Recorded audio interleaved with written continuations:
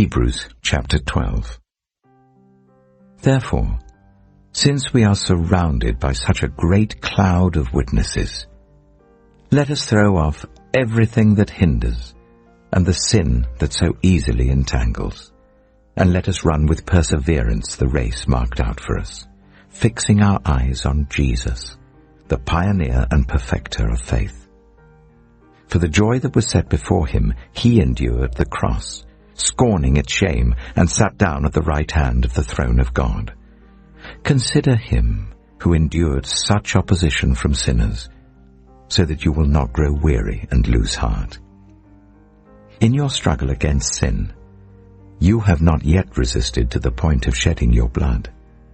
And have you completely forgotten this word of encouragement that addresses you as a father addresses his son? It says, "My son, do not make light of the Lord's discipline, and do not lose heart when he rebukes you, because the Lord disciplines the one he loves, and he chastens everyone he accepts as his son." Endure hardship as discipline. God is treating you as his children.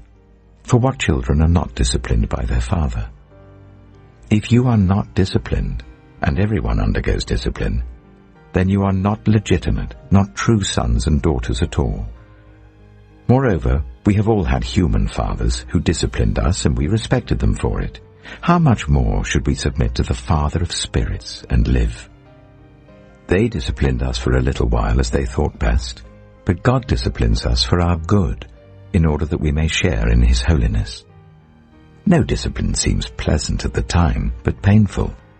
Later on, however, it produces a harvest of righteousness and peace for those who have been trained by it. Therefore, strengthen your feeble arms and weak knees. Make level paths for your feet, so that the lame may not be disabled, but rather healed. Make every effort to live in peace with everyone and to be holy.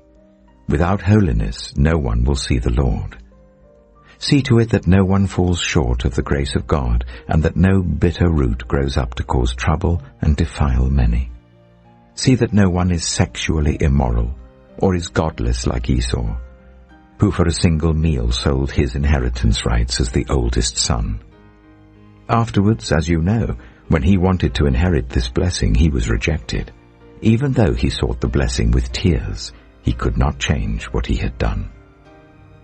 You have not come to a mountain that can be touched and that is burning with fire, to darkness, gloom, and storm, to a trumpet blast, or to such a voice speaking words that those who heard it begged that no further word be spoken to them, because they could not bear what was commanded. If even an animal touches the mountain, it must be stoned to death. The sight was so terrifying that Moses said, "I am trembling with fear." But you have come to Mount Zion, to the city of the living God, the heavenly Jerusalem. You have come to thousands upon thousands of angels in joyful assembly, to the church of the firstborn, whose names are written in heaven. You have come to God, the judge of all, to the spirits of the righteous made perfect, to Jesus, the mediator of a new covenant, and to the sprinkled blood that speaks a better word than the blood of Abel. See to it that you do not refuse him who speaks.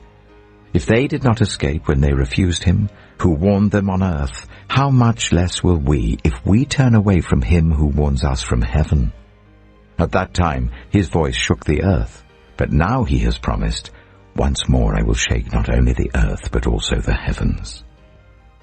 The words, "once more," indicate the removing of what can be shaken, that is, created things, so that what cannot be shaken may remain.